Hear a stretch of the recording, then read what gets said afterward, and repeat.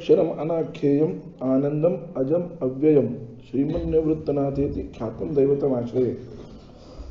तर म्हटलं अक्षर हे पहिलं विशेषण सद्गुरू निवृत्तीनाथांना ज्ञानेश्वर महाराजांनी दिलेलं आहे.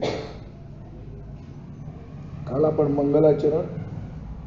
मंगलाचरणाचे प्रकार आणि इथं कोणतं मंगलाचरण आहे याचा थोडासा उहापोह पाहिला होता.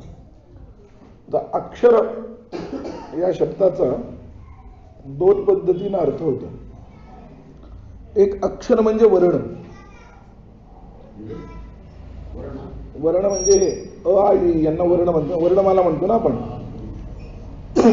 तर अक्षर या शब्दाचा अर्थ अ आ इ वगैरे हा एक शब्द आहे. दुसरं नक्षरती ते अक्षर हा दुसरा अर्थ. क्षरण होत नाही, जे नाश पावत नाही त्याला अक्षर म्हणावं हा दुसरा अर्थ.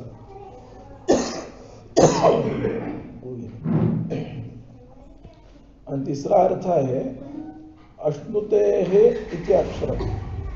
अश्नुते इति अक्षरम. अश्नुते हे नाही बरं, अश्नुते इति अक्षरम किंवा अश्नुती इति अक्षरम.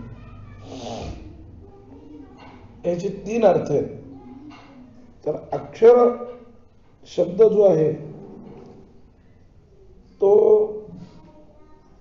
ओंकार या अर्थानं जर घेतला इथला यद अक्षरम म्हणजे जे ओंकार स्वरूप आहे असा जर अर्थ घेतला तरी तो अर्थ बसतो. अक्षर शब्दाचा अर्थ जर ओंकार घेतला, कारण वेदामध्ये रुचो अक्षरे परमे व्योमनि यस्मिन् देवादि विश्वे निषेधुः यस्तन्न वेद की मृचा करिष्यति इत्तद विदुस्त इमे समासते असं एक ऋग्वेदामध्ये मंत्र आहे. त्याचा अर्थ काय? ह्या ओंकारावर, ओंकार जे अक्षर आहे त्या एका अक्षरावर सगळ्या देवतांचा वास आहे. जेवढ्या सगळ्या देवता आहेत ते सगळेच्या सगळे देवता त्या याच्यावर बसलेले आहेत, ओंकारावर बसले आहेत. किंवा ऋग्वेदाच्या सगळ्या रुच्या सुद्धा त्या ओंकारावर आहेत. रुचो अक्षरे परमे व्योमन. तर ते अक्षर आणि परम व्योमन असं त्यांना म्हटलंय. परम आकाश असा अर्थ शब्द तिथे. तर त्याच्या ठिकाणी आहे. तर ओंकार जर कळला तर सगळ्या रुचा कळल्याचा फायदा आहे. एकदम तात्पर्य असे त्या मंत्राचं. जर ओंकार तुम्हाला कळला तरच तुम्हाला बाकीच्या रुचा कळल्या असा त्याचा अर्थ आहे. ओंकार नाही कळला तर किम रुचा करिष्यति, बाकीच्या रुचांनी काही उपयोग नाही.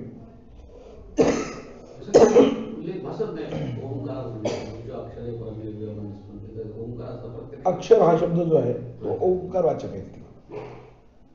अस्मिन अक्षरे परमे व्योमन. ओंकार जो आहे, ओंकार एवेदम सर्वम असं एक वाक्य आहे मांडुक्योपनिषदामध्ये.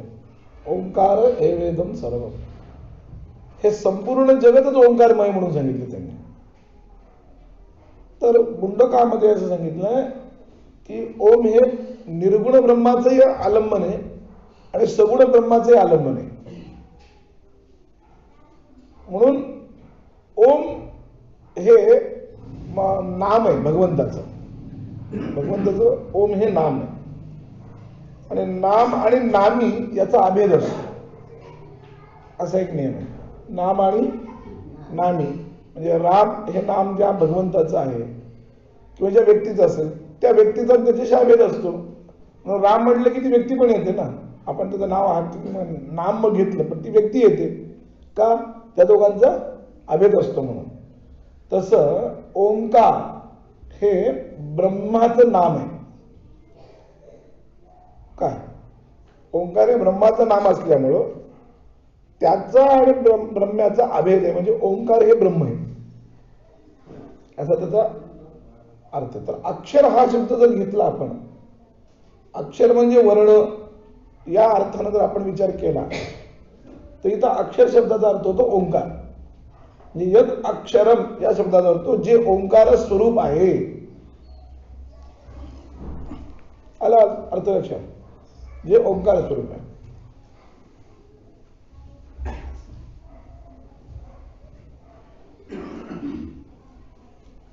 ब्रह्मप्राप्तीचे सुद्धा दोनच साधन आहेत. एक ओंकाराची उपासना करणे, म्हणजे नामाची उपासना करणे, आणि एक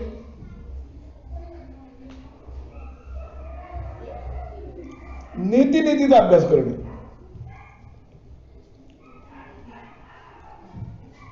सामान्य अधिकार ज्याचा आहे, ज्याचा उच्च अधिकार नाही, तो त्याला नीती कळणार नाही. नीती हा व्यतिरेक मुखानं ब्रह्माचं ज्ञान आहे. तर नीतीचा विचार हा सामान्य अधिकाराच्या लोकांना शक्य नाही. म्हणून सांगितलं की त्याच्यासाठी सांगितलं ओंकार. म्हणून त्या भागवतात मी नेहमी सांगतो बघा, भागवतामध्ये दशमस्कंदामध्ये ब्राह्मणांनी जो यज्ञ केला,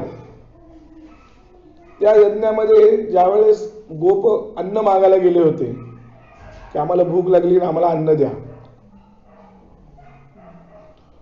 तर भागवतात जे सांगितलं ते सांगतो. टीव्हीत काय दाखवलं ते सोडून द्या, पण टीव्हीत आणि अन्यत्र त्याचा विपर्यास केलेला आहे.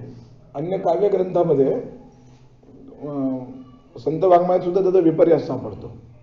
पण भागवतकार काय म्हणतात, ज्यावेळेस ते गोप आले आणि त्यांनी अन्न मागितलं, त्यावेळेस भागवताचं वाक्य आहे की ते ब्राह्मण शांत बसले, त्यांनी होकारही दिला नाही आणि नकारही दिला नाही. भागवताचं वाक्य नते ओम इति प्रोचुहु ननी तिचे वादिनः. ओम असं म्हणजे ओंकाराचे आलंबन त्यांनी केलं नाही म्हणून परमात्मा त्यांना भेटला नाही. हे त्यातला गूढ अर्थ असा आहे.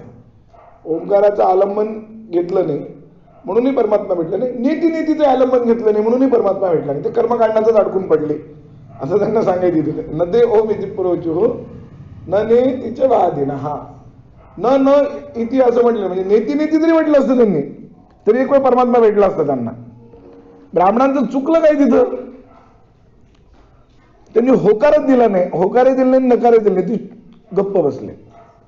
ही जी तूष्णीम अवस्था असते, काही वेळा व्यवहारात आपल्याला ती फार चांगली वाटते, पण धर्मशास्त्राच्या दृष्टीने तीच अवस्था फार घातक आहे. त्या नृगराजाला सुद्धा जे सरडा 60,000 वर्ष सरडा होऊन जे पडावं लागलं की नाही, त्याची कथा सांगत असताना रामायणात असं सांगितलंय. रामायणात पण त्याची उत्तरकांडात कथा आहे, वाल्मिकी रामायणात, की ते त्याची ती गाय, त्यानं जी गाय दान दिली होती त्या ब्राह्मणाला, ती पहिल्यांदा एका ब्राह्मणाला दान दिली, नंतर ती त्याच्यातून वापस आली, पुन्हा त्यांना त्याकडून दुसऱ्या ब्राह्मणाला दिली गेली. ते दोघं ब्राह्मण भांडत बसले आणि या दोघाही ब्राह्मणांचं भांडण हा नुसता गप्प बसून ऐकू लागला, म्हणून दोघांनी शाप दिला की तू 60,000 वर्ष ह्याच्यात जाशील म्हणून, सरडा होऊन पडशील म्हणून. म्हणजे ही जी अवस्था आहे, नरोवा कुंजरोवा ही जी अवस्था आहे ना, ही काही फारशी चांगली नाहीये. आपण म्हणतो मौनम संमती लक्षणम मौनम सर्वार्थ साधनम, ते धर्मशास्त्राच्या दृष्टीनं किंवा शांत दर्शनाच्या दृष्टीनं घातक आहे. दोन मार्ग आहेत परमात्मा प्राप्तीचे, एक ओंकाराचे आलंबन करणे, नाहीतर नीती करणे. त्यातला समजा ओंकाराचं आलंबन असं केलं तर ओंकार कोण आहे, तर ओंकार हा साक्षात परमात्मा आहे. ज्ञानोबा माऊलींनी त्याचं आकार चरण युगल वगैरे असे त्याचे अ इ उ अशी अक्षरे एकत्र करून 3 अक्षरांचं वेगवेगळं केलं की ओंकाराच्या बाबतीमध्ये उपनिषदात खूप सांगितलंय. अ हा विराट किंवा विश्व अ या अक्षराचा अधिपती आहे. उ या अक्षराचा अधिपती आहे हिरण्यगर्भ किंवा तैजस, आणि म या अक्षराचा अधिपती आहे ईश्वर किंवा प्राज्ञ. म्हणजे जे समष्टी आणि वेष्टीमध्ये आपण सांगतो, पंचीकरणात वगैरे हा विषय आलेला आहे की जागृत अवस्थेचा अभिमानी जो जीव त्याला म्हणतात विश्व, स्वप्नावस्थेचा अभिमानी जो जीव त्याला म्हणतात तैजस, आणि सुषुप्ती अवस्थेचा अभिमानी जो जीव त्याला म्हणतात प्राज्ञ. हे झालं व्यक्ती परत वेष्टी. समष्टीचं जर चिंतन केलं तर जागृत समष्टीचा अभिमानी विराट, स्वप्न समष्टीचा अभिमानी हिरण्यगर्भ, आणि सुषुप्ती समष्टीचा अभिमानी आहे ईश्वर. तर हे या एकेका अक्षराचे अधिपती आहेत. तर या ओंकाराची आराधना करत असताना फक्त या एका अक्षरावर जर लक्ष ठेवून तुम्ही काम केलं, अवरच केलं, तर तुम्हाला विश्वाची प्राप्ती आहे. उ वर केलं तर हिरण्यगर्भाची प्राप्ती, म वर केलं तर तैजसाची प्राप्ती, चंद्रलोक आणि सूर्यलोक असं तिथं म्हटलंय. प्रश्नोपनिषदामध्ये हे सगळं वर्णन आहे. आणि जो अनुस्वार आहे त्या ह्याच्यातला ओंकाराचा अर्धमात्रा जी आहे ती अर्धमात्रा म्हणजे तुरीय ब्रह्म आहे, जे निर्गुण असं ब्रह्म आहे. मायारहित असलेली जी अवस्था आहे, शुद्ध चैतन्य ज्याला आपण म्हणतो वेदांतामध्ये, ते शुद्ध चैतन्य म्हणजे ते अनुस्वार अर्धमात्रा. 3.5 मात्राचा ओंकार आहे. 3 मात्रामध्ये ह्या 3 देवता आहेत, म्हणजे सविशेष ब्रह्म आहे. याच्यात उपासना ओमचीच करायची आहे. काही लोक अ जप करायचं असं म्हणतात, ते चुकीचे, त्यांना ते कळलेलं नाही. फक्त अ या अक्षरावर लक्ष केंद्रित करून ओंकाराचं उपासना करायची. अ वर लक्ष केंद्रित करायचं आणि अशी करायची, म्हणजे मग विराट पुरुषाची उपासना तुमची होते. उ वर लक्ष केंद्रित केलं तर तुम्हाला हिरण्यगर्भाची उपासना होते तुमची. म वर लक्ष केंद्रित केलं तर तुमची उपासना ईश्वराची होते, असं त्यांनी सांगितलं. आणि त्यानंतर मग ते लोक प्राप्त होतात. हा, ती जी अर्ध मात्रा जी आहे त्या अर्ध मात्रेला अ इ उ आणि म ना, हा, तर ती जी अर्धमात्रा आहे ते अर्धमात्रा म्हणजे तुरीय ब्रह्म.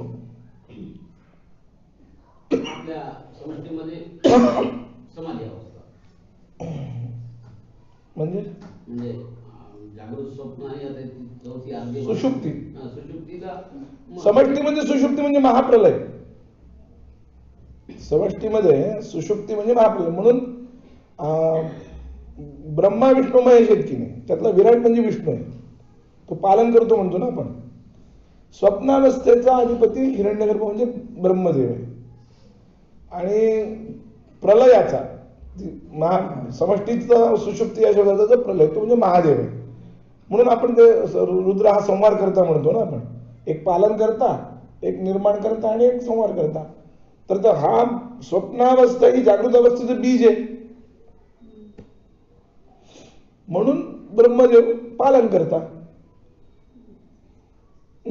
जागृत अवस्थेचा विराट आहे महाविष्णू, तो स्वप्नावस्थेचा तो सृष्टी करता होईल. विराट हा पालन करता होईल विष्णू, आणि संहार करता ईश्वर. म्हणून तिथं झोप नाही, तिथं प्रलय अशा अवस्था. चंद्रपूर जे आपण धरतो तुरिया, त्याच्या पलीकडे टिंब आहे. ऍक्च्युली काय आहे, हे ओंकाराचं हे जे आत्ताच आपल्या समोर ओंकार असं आहे, हे काही मूळ ओंकार असं लिहित नव्हते पूर्वी. हे गेल्या 100 वर्षापासून सुरू झालेले. तो कोणतो राजा रवी वर्मा त्यानं हे काढलं आणि त्याच्यावरती टिंब काढलं. अ इ उ आणि म असे 4 त्यातलं म हे अर्धा अक्षर आहे, अनुस्वार आहे ना तो. अ इ उ म्हणून ओ झालं आणि म असं.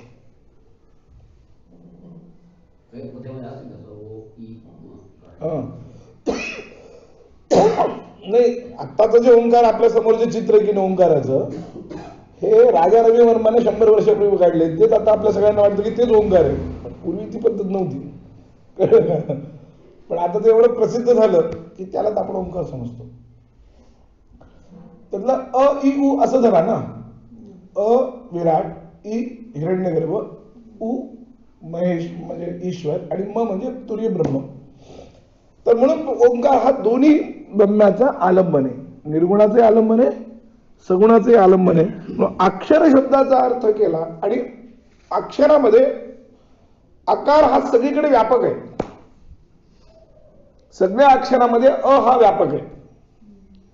त्याचं परमात्म्याशी साम्य कसं, ओंकार एवेदम सर्वम असं म्हटलंय. ओंकार एवेदम सर्वम म्हणजे काय, हे सगळं जगत ओंकार आहे. जगत ओंकार म्हणजे कशा अर्थाने, व्यवहार जो आहे तो शब्दांच्या मात्रातून होतो. आपण जो बोलतो तो व्यवहार आहे. व्यवहार शब्दाचा अर्थ काय, शब्दप्रयोग. शब्दप्रयोग म्हणजे व्यवहार. काय, तो संपूर्ण व्यवहार शब्दांच्या द्वारा होतो. म्हणजे जगत एक प्रकारे शब्दाच्या द्वारा चालतं. बरोबर आहे. जगत शब्दाच्या द्वारा चालत असल्यामुळं अकार हा जो आहे तो सगळीकडे व्यापक आहे. अ म्हणजे विष्णू असा एक एकाक्षरी शब्द आहे. एकाक्षरी पण कोश आहे. त्यातला अ म्हणजे काय, विष्णू. आणि अ हा शब्दांच्या मध्ये सगळ्यामध्ये व्यापक असतो. व्यापक असतो म्हणजे नुसतं म वगैरे लिहित नाहीत आपण. आपण म पूर्ण लिहितो. त्यातला म पूर्ण जर लिहिलं तर त्यात अ असतो, कारण पूर्ण नाहीतर नुसतं म लिहायचं जर ठरलं अ विरहित तर तो अर्धा लिहावा लागतो, लंगडं लिहावं लागतं, त लंगडं लिहावं लागतं, द लंगडं लिहावं लागतं. म्हणून अ हे सगळ्या अक्षरामध्ये व्यापक आहे. तसं ब्रह्म सगळीकडे व्यापक आहे हे सांगायचं त्याला. मग ओंकार आहे वेदम सर्व.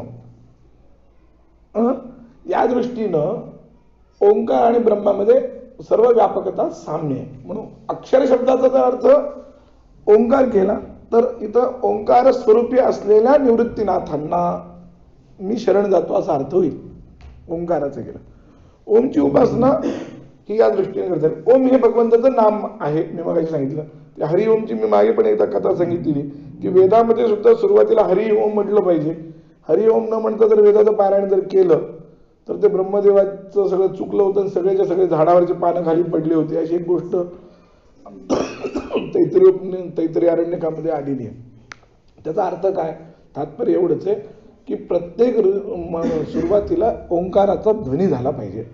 म्हणजे ते ओंकार हे भगवंताचं नाम आहे म्हणून हरि ओम असं म्हणून पुढे गेलं पाहिजे. त्यामुळं अक्षर या शब्दाचा तो एक अर्थ. दुसरा अर्थ आहे अक्षर म्हणजे अश्नुते इति अक्षरम, जो व्यापक आहे. अश्नु धातू जो आहे तो व्यापक अर्थाने, म्हणजे जो व्यापक आहे म्हणजे नित्य आहे आपलं. किंवा पहिल्या शब्दातून अर्थ निघेल नक्षरती इति अक्षरम म्हणजे नित्य आहे. तो नित्यत्व हा धर्म त्याचा अभिलक्षित होतो. दुसरा अर्थ जर घेतला तर ब्रह्म्याचं व्यापकत्व लक्षात येतं. संपूर्ण सृष्टीचा असा एकही कोणा नाही, एकही जागा नाही किंवा एखादा परमाणू असा नाही ज्या ठिकाणी ब्रह्म्याचं व्यापकत्व नाही, म्हणजे ब्रह्म नाही असं नाही. व्यापक या शब्दाचा अर्थ हा आहे. दोन पद्धतीने अर्थ करतात. व्यापक म्हणजे काय, एक जे काही परिच्छिन्न पदार्थ असतात त्यांच्याशी याचा संयोग असणे. सर्व मूर्त द्रव्य संयोगित्व विभुत्व अशी एक व्याख्या नैयायिकांनी केली. सगळ्या मूर्त द्रव्यांशी त्याचा संयोग असणे. पण ही व्याख्या वेदांताच्या दृष्टीनं तोकडी पडते. कारण आकाश त्यांच्या दृष्टीने व्यापक आहे, काल त्यांच्या दृष्टीने व्यापक आहे, दिशा त्यांच्या दृष्टीने व्यापक आहे. आकाश, काल, दिक आणि आत्मा हे चार पदार्थ नैयायिक व्यापक मानतात. आणि व्यापक मानत असताना त्यांनी त्यांच्यामध्ये दोन पक्ष आहेत. पुन्हा जे व्यापक पदार्थ आहेत, व्यापक म्हणजे सगळीकडे असणारे, त्या दोघांचा संयोग होत नाही असं, म्हणून नित्य विभुत्व संयोग होत नाही असा एक त्यांचा पक्ष आहे. पण वेदांतांचं म्हणणं असं हे सगळेच परिच्छिन्न आहे. कोण, आकाशही परिच्छिन्न आहे, कालही परिच्छिन्न आहे, दिशा पण परिच्छिन्न आहे. आत्मा फक्त या सगळ्यांच्या पेक्षा व्यापक आहे. म्हणजे जिथं आकाश पोहोचत नाही अशाही ठिकाणी कोण पोहोचतं, आत्मा पोहोचतो. म्हणून आत्मा व्यापक. मग अश्नुते इति अक्षरम. आणि उपनिषदामध्ये ब्रह्म्याला अक्षर खूप ठिकाणी म्हटलंय. बृहदारण्यकामध्ये राजा जनकाच्या यज्ञाचा प्रसंग आहे. त्याच्यामध्ये याज्ञवल्क्य आणि गार्गीचा संवाद आहे. त्या संवादामध्ये गार्गीनं जो प्रश्न विचारला की हे जगत कसं राहतं, कोणाच्या द्वारा राहतं, कशाचं, त्याचं अधिष्ठान काय वगैरे असे प्रश्न विचारले साधारणपणे. तेव्हा त्यांनी सांगितलं की एतद्वै तदक्षरम गार्गी, एतद्वै तदक्षरम गार्गी ब्राह्मणाः अभिवदन्ति अस्थूलम अनणु एतस्य अस्थूलम अनणु अरस्वम अदीर्घम असं तिचं शब्द प्रयोग आहे. म्हणजे हे जे अक्षर आहे या अक्षराला ब्राह्मणा म्हणजे विद्वान लोक, अभिवदंती म्हणजे नमस्कार करतात किंवा ते बोलतात. काय बोलतात की हे अस्थूल आहे. अस्थूल आहे म्हणजे अत्यंत सूक्ष्म आहे, स्थूल नाही आहे. मग सूक्ष्म म्हणल्यानंतर व्यापक नाही का, म्हणजे व्यापक पण आहे म्हणून अनणू म्हटलं. म्हणजे ते अणू नाही आहे, स्थूलही नाही, अणूही नाही, त्याच्यानंतर अरस्वही नाही, अदीर्घही नाही, म्हणजे लहानही नाही, मोठंही नाही असं. म्हणजे ते अणोरणीयान महत्व महियान असं एक अन्यत्र वर्णन जे केले ते सांगतात. हे सगळं वर्णन त्या अक्षराच्या बाबतीत केलंय. दुसरं सांगताना सांगितलं की एतस्यैव अक्षरस्य प्रशासने गार्गी सूर्याचंद्रमसो विधृतो तिष्ठता. हे गार्गी या अक्षराच्या शासनामुळं याच्या भीतीने सूर्य आणि चंद्र हे दोघं धारण आपलं आपलं कार्य करतायत आणि पृथ्वीला धारण करतायत. म्हणजे वेळेवर सूर्य उगवतो, वेळेवर अस्ताला जातो, चंद्रही वेळेवर उगवतो, वेळेवर अस्ताला जातो, मृत्यू आपलं काम वेळेवर करतो. म्हणजे सूर्यचंद्र या शब्दाने सगळं जगतच घेतलंय. तर हे सगळेच्या सगळे वेळेवर काम करतात. हे कोणाच्यामुळे करतात? या अक्षराच्या प्रशासनामुळे. अक्षर म्हणजे कोण? ब्रह्म. इथं व्यापक असलेलं जे ब्रह्म आहे, अव्याकृत असं जे ब्रह्म आहे, त्या ब्रह्माला अक्षर शब्द सांगितले. साच प्रशासना असं म्हणतात की त्याच्यामुळे म्हणतात. सूर्य उगवतो कोण? कोण उगवतं सूर्याला? उगवायला लावतं कोण? किंचित आदित्यम उन्नयती असा महाभारतामध्ये प्रश्न आहे, यक्षाने विचारलेला. यक्षाने युधिष्ठिराला प्रश्न विचारला की सूर्याला उगवायला कोण लावतं? त्याचं त्यांनी उत्तर दिलं, ब्रह्म. म्हणून या सगळ्यांचं जे आहे जगताचा करता कोणतरी असला पाहिजे असं एक अनुमान यातून सिद्ध होतं. हे संपूर्ण जगत जे चाललंय त्याला काहीतरी नियम आहेत बघा, निश्चितपणे नियम आहेत. जगताचे जे आहेत ते निश्चित नियम आहेत. म्हणजे उदाहरणार्थ वसंत ऋतू आला म्हणजे कोकिळा पूजन करते, आहे की नाही? वसंत ऋतूच्या काळात ग्रीष्मामध्ये आंबे येतात, एरवी येत नाहीत. ह्याला काही नियम आहे या प्रत्येक गोष्टीला. काही भोगते, काही करते. काही वेळा करता असला तरी भोगता नसतो. उदाहरणार्थ श्राद्ध, श्राद्धाचं उदाहरण घ्या. त्या श्राद्धामध्ये श्राद्ध करणारा मुलगा करता, पण तो त्या श्राद्धाचा भोगता नाही. भोगता कोण आहे? पितर. किंवा मुलगा जन्मला म्हणून जी वैश्वानर नावाची इष्टी करायला सांगितलेली, त्या वैश्वानर इष्टीचा भोगता तो पोरगा आहे, पण करता बाप आहे. काही करते भोगते उभे असतात. आता आपण सगळे आपण जे कर्म करतो ते कर्माचं आपण करता पण आहोत, भोगते पण आहोत. हे जे सगळं आहे या सगळ्याला एक नियम आहे. कर्ता म्हणून अनेक कर्तृभोक्तृ संयुक्तस्य अनेक देशकाल क्रिया कलाश्रयस्य. शंकराचार्यांनी सांगितलं मनसापि अचिंत्य रचना रूपस्य, की जगताकडे जर आपण पाहिलं तर मनानं सुद्धा आपण विचार करू शकत नाही इतके जगताची रचना व्यापक आहे. एक शरीर घ्या म्हटलं फक्त, आणि त्या शरीराचं चिंतन करा. आपल्या डोक्यात येऊ शकत नाही एवढी ही रचना कशी होती.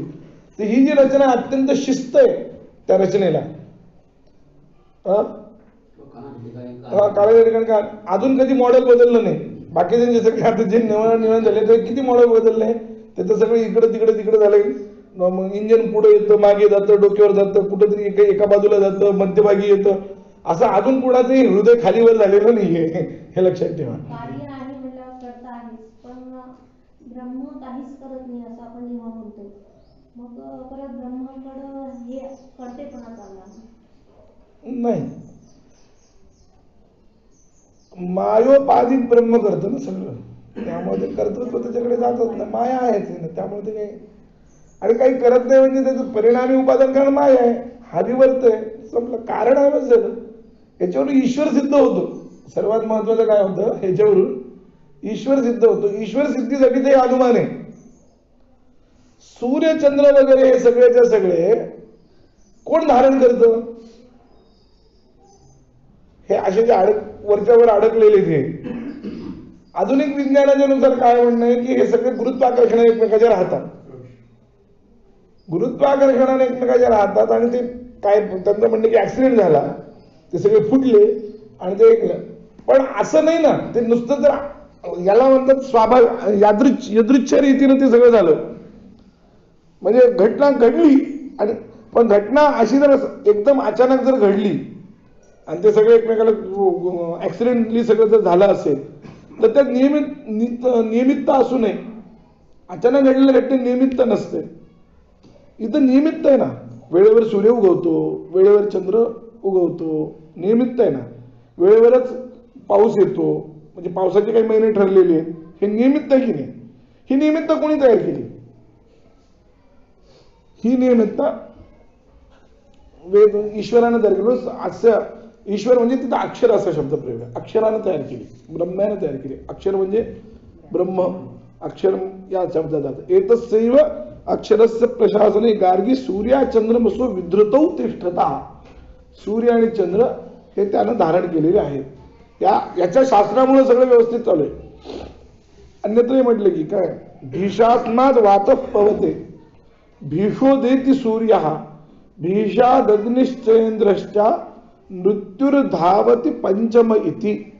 या परमात्म्याच्या भीतीने वारा वाहतो. भीषास्मात वाता पवते. वाता म्हणजे वारा, पवते म्हणजे वाहतो. म्हणजे वाऱ्याला सुद्धा काम करायला कोण लावतं? तर ब्रह्म काम करायला लावतो. भीषा उदेती सूर्य. सूर्य जो उगवतो तो या भगवंताच्या भीतीमुळे उगवतो. भीषात अस्मात इंद्र. इंद्र सुद्धा आपलं काम व्यवस्थित जे करतो, लोकांना योग्य पद्धतीनं फळ देणं वगैरे, हे देण्याचं काम, स्वर्गाचं प्रशासन वगैरे जे करतो, तो कोणामुळं? ब्रह्म्याच्या भीतीमुळे म्हणा, शास्त्रामुळे म्हणा. आणि मृत्यू सुद्धा आपलं जे काम करतो, मृत्युर्धावती पंचम इति, तो जो पळत पळत आपलं काम करत असतो, तोही कोणाच्या? याच्या भीतीमुळं. म्हणून ते सांगितलं अक्षर, अक्षर ब्रह्म. शिवाय अक्षर शब्दाचा अर्थ ब्रह्म करण्याचं कारण ते व्यापक आहे. म्हणून सांगितलं की एतस्मिन् अक्षरे गार्गी आकाश ओतश्च प्रोतश्च.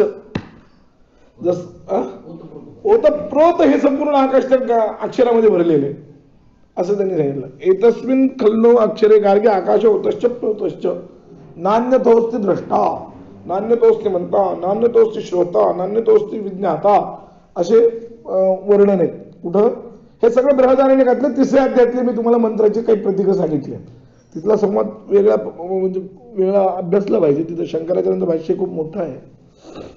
तर हे अक्षर जे आहे, ते अक्षर शब्दाचा अर्थ ज्ञानेश्वर महाराजांना ते ब्रह्म अभिप्रेत आहे, ओंकार अभिप्रेत आहे. काही जरी घेतलं, ओंकार जरी घेतलं तरी सुद्धा दुसरं एक त्यात तात्पर्य असं आहे की ओंकार हा शब्द केवळ उच्चारणानेच मंगलवाचक आहे.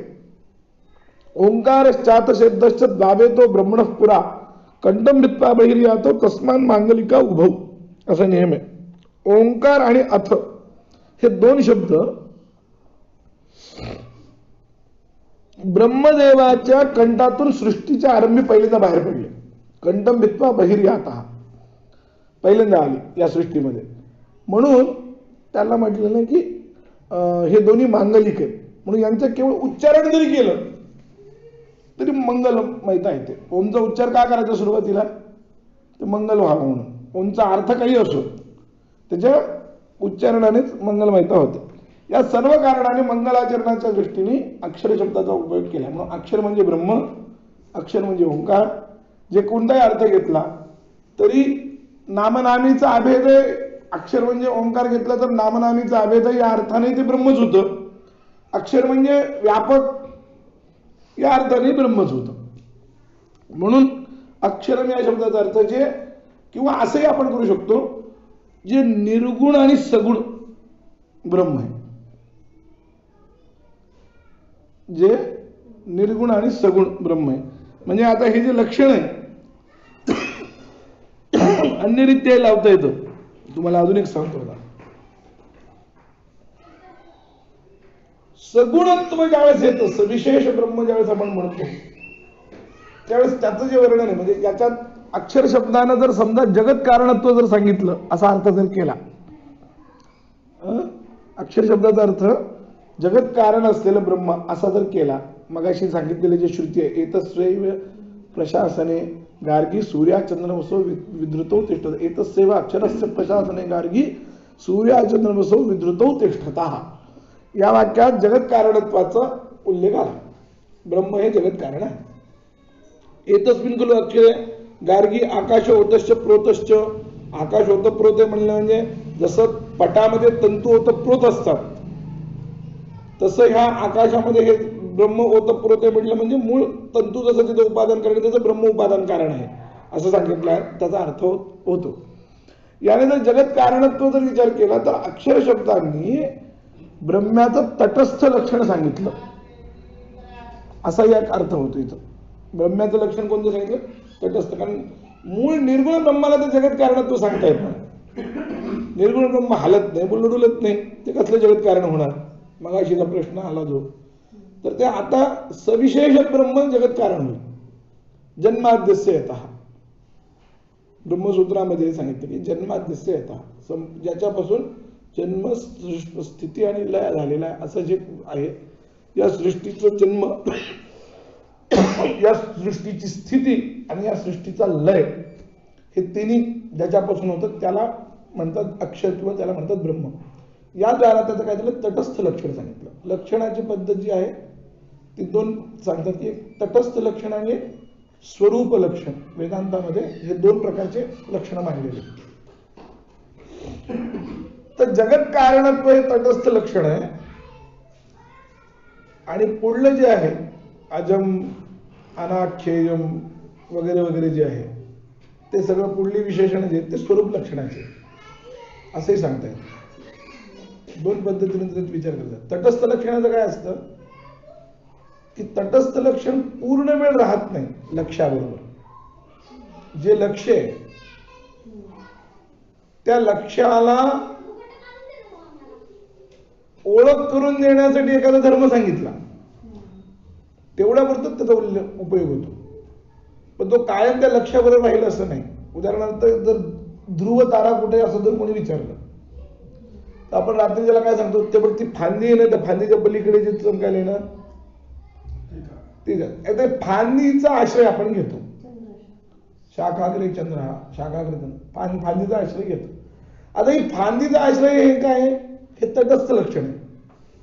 फांदी काय कायम असते की तिथे? उद्या तोडून टाकली तर ती फांदी ते ध्रुव राहील की नाही तिथं, आहे की नाही? म्हणून फांदीचा आश्रय जे आहे तटस्थ लक्षण. तटस्थतेनं पूर्ण वेळ न राहता लक्ष्याच्या यावल लक्ष कालम अनवस्थितत्वे सती व्यावर्तकत्वम तटस्थ लक्षणत्व असं नियम आहे की लक्ष जितका काळ आहे तितका काळ त्याच्यावर राहील असं नाही, पण व्यावर्तक आहे. इतरांपासून ते बरोबर तुम्हाला ओळख करून देणार आहे, वेगळं करून सांगणार आहे. त्या लक्षणाला म्हणायचं तटस्थ लक्षण. आणि स्वरूपच सांगणं त्याला म्हणायचं स्वरूप लक्षण. ब्रह्म्याचं वेदांतामध्ये प्रक्रिया अशी आहे, जगत कारणत्व हे ब्रह्म्याचं तटस्थ लक्षण आहे आणि सत्यज्ञानमनंत ब्रह्म हे ब्रह्म्याचं स्वरूप लक्षण आहे. ब्रह्म हे सत आहे, ब्रह्म हे चित आहे आणि ब्रह्म हे आनंद रूप आहे. ही जी सच्चित आनंद रूपता आहे ही ब्रह्म्याची कायम असते, ती कधी बदलत नाही, म्हणून ते त्याचं झालं स्वरूप लक्षण. सत्स्वरूप आहे ना ब्रह्म, चिद्रूप ब्रह्म, सद्रूप चिद्रूप वगैरे. आणि जगत कारणत्व ही अवस्था जी आहे ही सगुण अवस्थेतच दिसेल, निर्गुण अवस्थेत जगत कारणत्व येत नाही. कारण जगत कारणत्व निर्गुण अवस्थेत उपयोगाचं नाही, कारण जगत कारणत्व मायाच्या आश्रयाने आलेला धर्म आहे की नाही? म्हणून जगत कारणत्व हा धर्म तटस्थ लक्षण आहे असं तसं. म्हणून अक्षर शब्दाचा अर्थ जगत कारणत्व पर ब्रह्म, जगत कारण असलेला ब्रह्म असं जर केला तर ते होईल तटस्थ लक्षण सांगणारा. ओंकार असा जर अर्थ केला तर ते होईल सविशेष ब्रह्म सांगणारा. आणि निर्गुण ब्रह्म असा जर अर्थ केला, केवळ व्यापक असलेलं ब्रह्म असं जर केला तर ते मात्र या सगळ्यांच्या पेक्षा वेगळा अर्थ. असे तीन अर्थ होतील अक्षर शब्दाचे. सुरुवातीच्या वस्तुनिर्देश वाटू लागलं जे आलेले शब्द आहेत ना, पण आता हे तटस्थ लक्षणामुळे लक्षात आलं की नाही तसं. हा तेच नाही, त्यांनी वस्तुनिर्देश दाखवला, पण वस्तुनिर्देशात काय भानगड आहे मी काय सांगितलं ना, जिथं नमस्कार करतो शरण जातो असे शब्द प्रयोग नसतात त्याचे, त्यालाच हे म्हटलेले काय नमस्कारात पण मग आपल्या तिथंच वस्तुनिर्देश होतो. मी काल तुम्हाला जसं एक उदाहरण दिलं किंवा दुसरे कालचं उदाहरण वस्तुनिर्देशाचं सांगतो. किरातार्जुनीय नावाचं एक काव्य आहे, भारवीने लिहिलेलं. जसं इतर काव्यामध्ये आता रघुवंशचं जे पहिलं मंगलाचरण ते असेल की वागर्थ विवसंपृक्तो वागर्थ प्रतिपत्तये जगतः पितरौ वंदे पार्वती परमेश्वरो. मी पार्वती परमेश्वराला नमस्कार करतो. हे रघुवंशाचं वर्णन मंगलाचरण. आणि याचं मंगलाचरण काय आहे? किराताचं सरळ विषय सुरू केलाय. श्रेयः कुरु नामदिवस्य पालनीं प्रजासु वृत्तिंजमयुक्त वेदितम सवर्णलिंगी विदितः समाजयो युधिष्ठिरं द्वैतवने वनेचरः. की ते किरातार्जुनीचं तिथलं प्रसंग असा आहे की द्वैतवनामध्ये ज्यावेळेस हे पांडव असतात त्यावेळेस दुर्योधन राज्य कसं करतो काय नाही करत यासाठी पाहण्यासाठी एक गुप्तचर आपला पांडव पाठवतात. तर ते सगळं समजून येऊन कसं राज्य चाललंय काय नाही हे सांगण्यासाठी तो आलेला आहे. तर तो विषय इथं सरळ सुरुवात आहे. श्रेयः कुरु नामदिवस्य पालिनी. की जो गुप्तचर पाठवलेला होता तो युधिष्ठिराजवळ द्वैतवनामध्ये आला असा पहिला श्लोक आहे. इथं याला म्हणतात वस्तुनिर्देशात्मक मंगलाचरण. फक्त श्री शब्द वापरला, श्री शब्दानं मंगलाचरण झालं, लक्ष्मीचा उल्लेख केला म्हणून. किंवा अजून माघ नावाचं काव्य आहे. माघ काव्यामध्ये माघानं शिशुपालवध लिहिलाय. त्याच्यात श्रेयःपते श्रीमती शासितम जगत जगन्निवास वसुदेव सद्मनी. तिथं सुद्धा अशी सुरुवात आहे की भगवान विष्णू आपल्या घरात बसलेले आणि नारद वरून खाली येत आहेत. कशासाठी? त्या शिशुपाला मारा हे सांगण्यासाठी नारद आलेले असं वर्णन. तर हा पहिला श्लोक आहे. पहिल्या श्लोकात सरळ कथेला सुरुवात केली. त्याला वस्तुनिर्देशात्मक मंगलाचरण म्हणतात. तसं इथं नाहीये. ख्यातम दैवतम आश्रय म्हणतात. ते आश्रय म्हणलं की नमस्कार झाला. किंवा मग इकडं पण मग वस्तुनिर्देशात्मक मंगलाचरण नंतर अजून कुमार संभवात पण आहे. कुमार संभवामध्ये अत्युत्तरस्यांदिशि देवदात्मा हिमालयो नाम नगाधिराजः पूर्वापरो तोयोनिधी वगाय स्थितः पृथिव्या इव मानदंडः.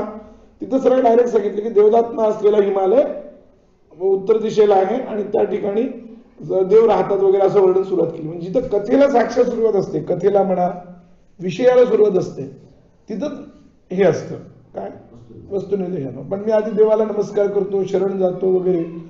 भले तुम्ही कोणत्याही अर्थाने शरण जा, ते वस्तुनिर्देश होत नाही. म्हणून ते नमस्कारात्मक मंगलाचरण आहे. वस्तुनिर्देश म्हणजे शब्दांना पाहून असं नाही ठरत ना, प्रसंगाला अनुसरूनच करावं लागेल ना. म्हणून अक्षर शब्दाचे जर आपण 3 अर्थ जर बघितले, ओंकार शब्द, ओंकार हा तर मगाशी म्हणल्याप्रमाणे उभय ब्रह्माचा आलंबन आहे.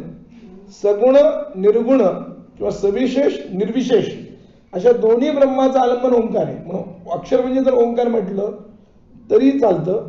अक्षर म्हणजे जगत कारणत्व जर जगत कारण ब्रह्म म्हटलं तर मग ते मात्र तिथं तटस्थ लक्षण सांगितलं असं होईल. अक्षर म्हणजे व्यापक ब्रह्म असं म्हटलं म्हणजे नित्यशुद्ध बुद्ध असलेलं ते स्वरूप लक्षण. या 3 अर्थामध्ये म्हणजे असे स्वरूप असलेले जे निवृत्ती राहतात, ख्यातम दैवतम आश्रय, त्यांचं मी आश्रय करतो. थांबतो.